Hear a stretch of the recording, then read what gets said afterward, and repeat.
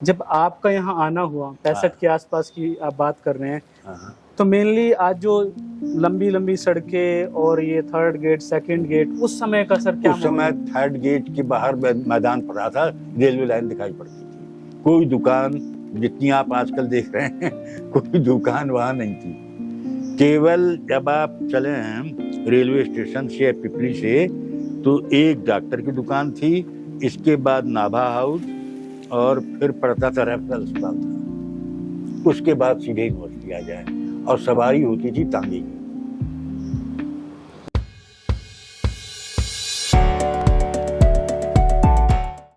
आप सभी का बहुत-बहुत आभार।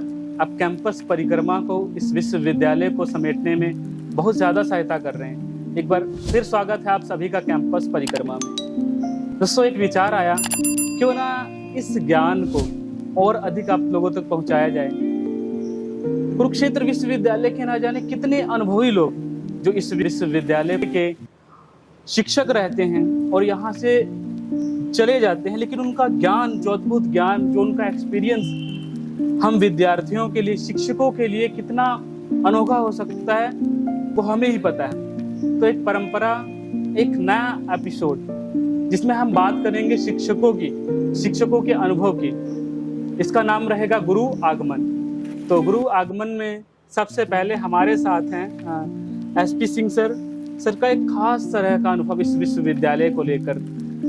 सर, सबसे पहले तो आपका पहले हमारे एपिसोड में बहुत बहुत स्वागत, बहुत बहुत धन्यवाद। सर, मैं आपके बारे में परिचय जानना चाहूँगा, कब आपका इस विश्वविद्यालय के साथ जुड़ना हुआ और बाकी चीज़ें।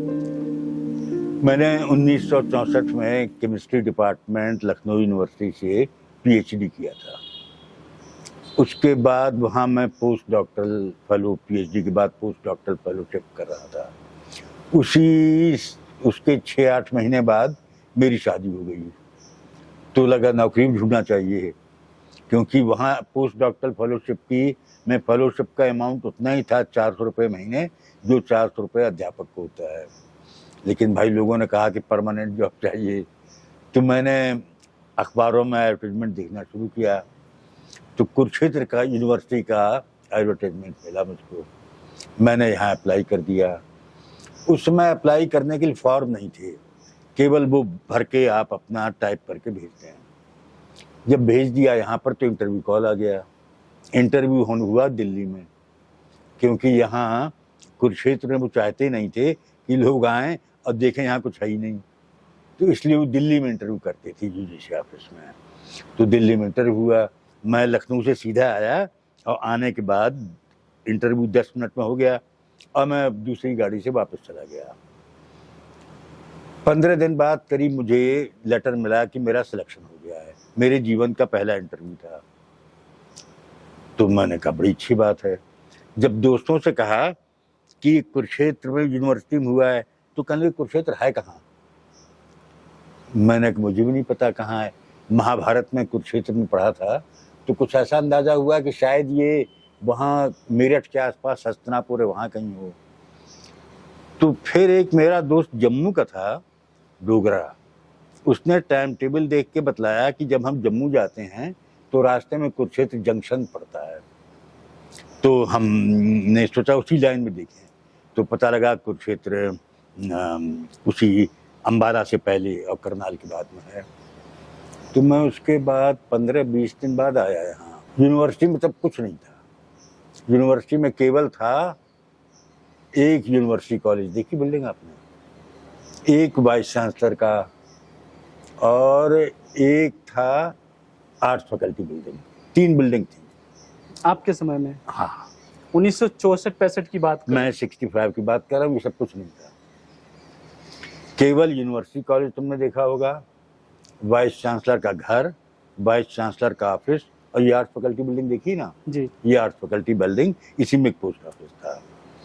तो आया तो मुझे बड़ी निराशा हुई कि लखनऊ यूनिवर्सिटी 1923 की स्थापित इतनी पुरानी और इतना एस्टेब्लिश्ड यूनिवर्सिटी, तो मुझे बड़ा अजीब सा लगा। लेकिन मैंने कहा अब यहाँ भाई देखते हैं। 1-2 दिन रहे, ज्वाइन नहीं किया ऑफिशियली, फिर वापस चला गया।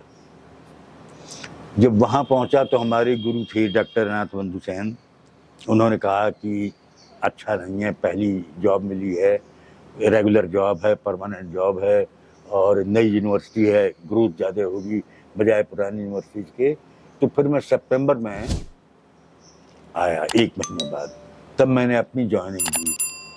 और सबसे इंटरेस्टिंग बात यह है कि जैसे मैंने आपको बताया केवल यूनिवर्सिटी कॉलेज था, वाइस चांसलर का घर था, आर्ट्स फैकल्टी बिल्डिंग थी और कुछ नहीं था। यूनिवर्सिटी कॉलेज के अंदर इतनी क्लासें थीं, pre university, pre medical, pre engineering, BSc, सारे सब्जेक्ट की, केमिस्ट्री, फिजिक्स, जूलॉजी, बॉटनी, पूरी साइंस फैकल्टी, एमएससी की क्लास और पीएचडी भी होती थी। अब वही उतनी उससे कम क्लासें हैं, अब केवल एमएससी और पीएचडी है और आप देख रहे हो कितनी बिल्डिंग्स बन गई। तब उसी जगह सारा काम चल जाता था, एक एक कमरे में 3-3 टीचर बैठते थे, अब यहाँ इतने बड़े कमरे में अकेले ही आज बैठे के हुए। समय में हम विश्वविद्यालय संसाधनों के मामले में परिपूर्ण देखते हैं, बहुत सारी हाँ, सुविधाएं हाँ, विश्वविद्यालय में है। जब आपका यहाँ आना हुआ 65 के आसपास की आप बात कर रहे हैं, हाँ, तो मेनली आज जो लंबी लंबी सड़कें और ये थर्ड गेट, सेकंड गेट, उस समय का सर क्या उस समय माहौल है? थर्ड गेट के बाहर मैदान पड़ा था, रेलवे लाइन दिखाई पड़ती थी, कोई दुकान जितनी आप आजकल देख रहे हैं कोई दुकान वहां नहीं थी। केवल जब आप चले हैं रेलवे स्टेशन से पिपली से, तो एक डॉक्टर की दुकान थी, इसके बाद नाभा हाउस और फिर पड़ता था रेफरल अस्पताल था, उसके बाद सीधे यूनिवर्सिटी आ जाए और सवारी होती थी तांगे की। वाह, और आप लोगों को जान के आश्चर्य होगा कि पिपली में कुछ नहीं था, बस रुकती थी केवल, और बस से उतरकर आप तांगा लेके आए यूनिवर्सिटी,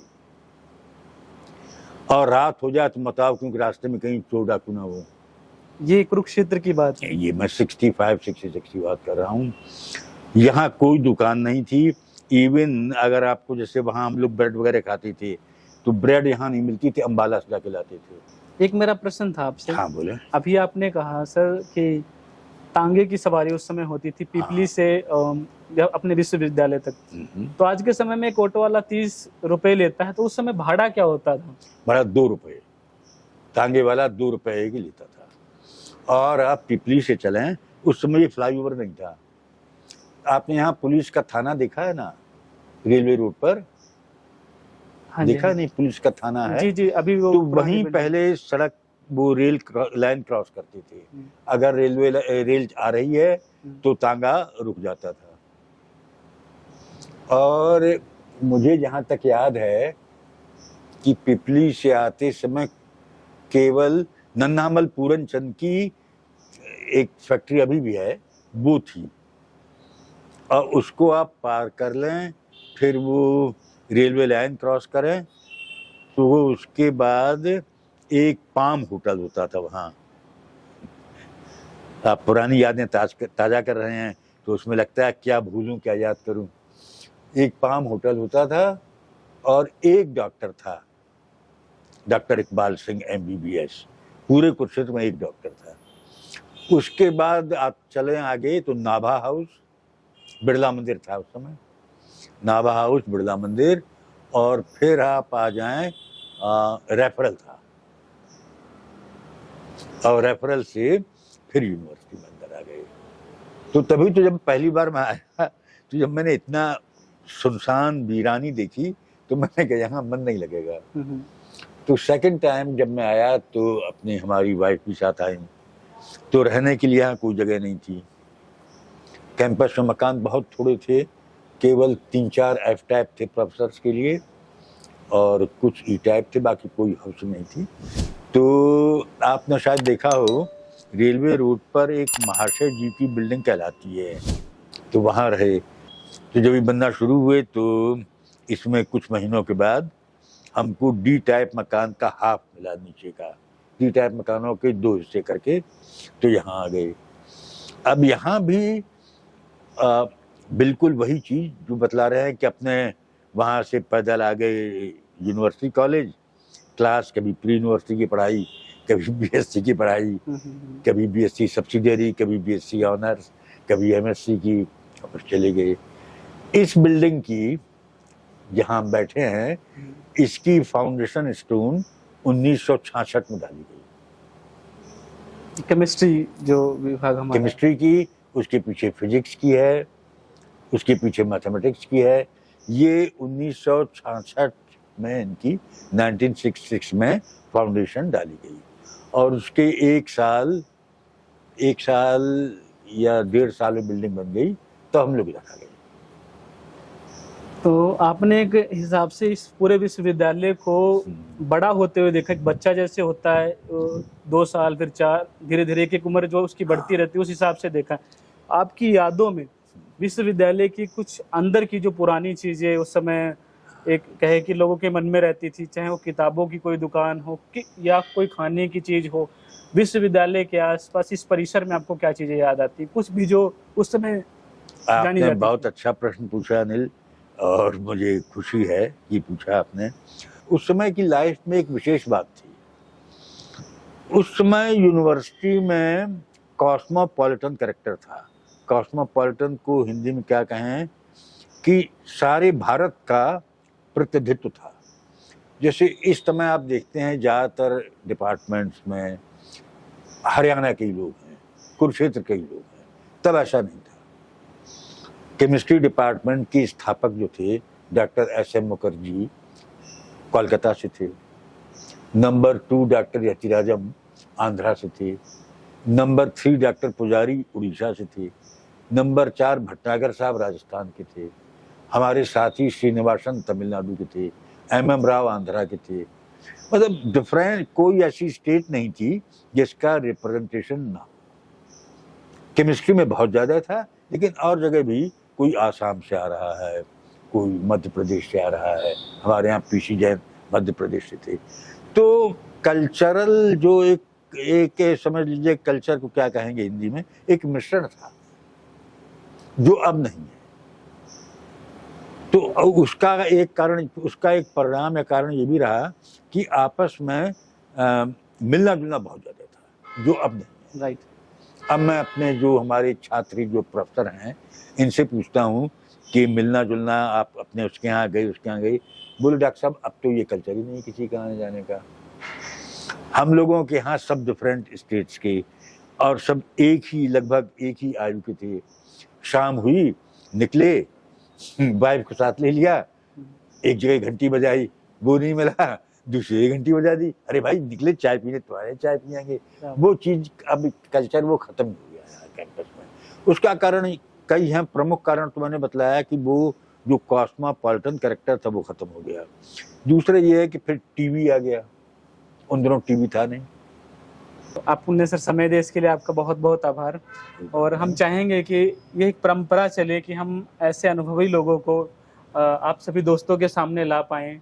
सर का एक्सपीरियंस आपके एजुकेशन को लेके, आपकी लाइफ को लेके कितना कुछ सिखाने वाला है, ये आपने खुद ही देखा होगा। तो मिलते हैं एक नए एपिसोड में, फिर मिलाते हैं एक नए गुरु से। देखते रहिए कैंपस परिक्रमा। आप सभी का बहुत बहुत आभार।